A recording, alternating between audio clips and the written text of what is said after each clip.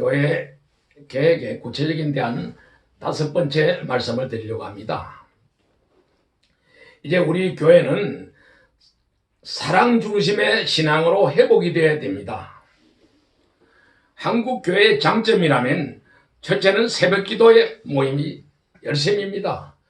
둘째는 여러 가지 교회 생활에 극성스러울 정도로 열심을 보이고 있습니다.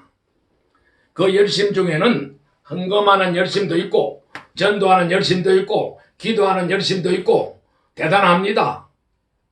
그런데 반면에 오늘 우리 한국교회의 단점은 분열하는 데 열심이라는 것입니다.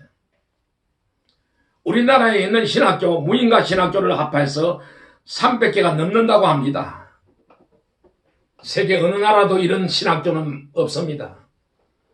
그리고 교단의 교파는 매우 유동적이어서 교파가 얼마나 되는가 파악하기도 어려운 상황입니다. 현재 장로교 교파만 해도 100개 이상의 교파가 있다고 합니다. 실로 분열의 맹수들이 아닐 수가 없습니다.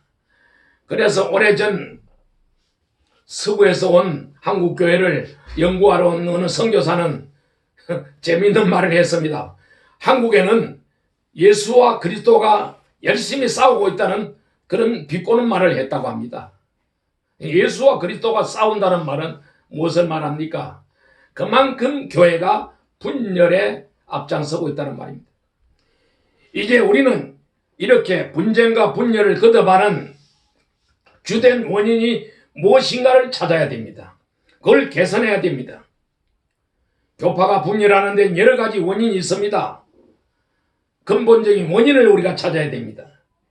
그런데 우리의 신앙관이 지나칠 정도로 교리 중심이고 보수적인 전통 중심의 교회, 또 신학 중심의 교회, 이런 잘못된 그런 것들이 뿌리를 내리고 있기 때문에 오늘 교회가 이렇게 자꾸만 분열할 수밖에 없는 것입니다. 지금까지 교회 중심 혹은 전통 중심의 신앙관이 오랜 시간 동안 서로 대립하면서 격동기를 지내왔기 때문에 그 사이에 생긴 균열을 없애기는 실로 어려운 과제라고 봅니다. 그럼에도 불구하고 우리는 이런 악순환을 방지하여 초대교회처럼 화목하고 공유하는 교회로 개혁하지 않으면 안 될 때가 됐습니다. 그러기 위해서 개신교 전체를 대표할 수 있는 어느 기관이 전국적으로 회개 주간을 설정하여 범교단적인 회개의 기도를 의무적으로 실시하게 된다면 각종 불의와 무질서와 혼동 현상을 조금이라도 방지할 수 있지 않을까 생각이 됩니다. 이 운동이 성공적으로 진행된다면 개인의 신앙생활뿐만 아니라 오늘 우리 교회 문제만 해결될 것이나 이 사회 정화 운동까지 확산되어 나갈 수 있다고 생각합니다. 회개 없는 기독교 신앙은 엄밀히 말해서 유사 종교입니다. 죽은 신앙입니다. 현대인들의 교회 생활은 정말 현실 감각에 맞춘 유한적인 설교, 복잡한 사회 환경에서 쌓인 스트레스를 풀기 위한 인간 중심의 프로그램에 진행되다 보니까 십자가의 복음에는 점점 매력이 멀어지고 있습니다. 신령한 영적인 교회는 사양길로 접어들고 있는 것입니다. 기독교 신앙이 교리와 전통을 배제해서는 안 됩니다. 배제할 수는 없습니다.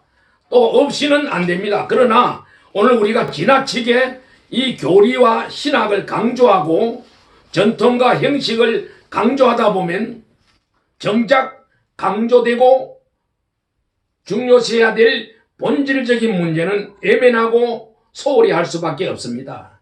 그 한 가지 예를 든다면 술과 담배를 우리가 한번 생각해 볼 수 있습니다.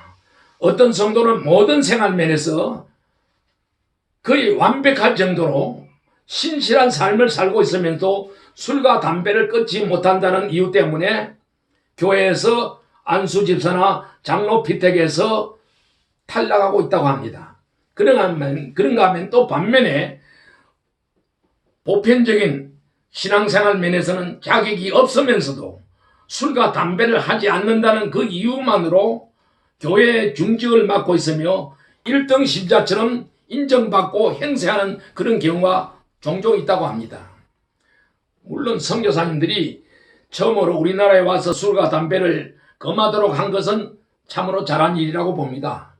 그러나 우리 한국교회 성도들은 술과 담배만 안 피우면 그것으로 1등 신자처럼 착각하는 그런 우를 범하게 된다는 것을 우리는 알아야 됩니다. 신학도 교리도 중요하고 전통도 간행도 귀하고 중요합니다. 그러나 가장 시급하고 중요한 것은 회개와 사랑의 실천이라고 할 수 있습니다.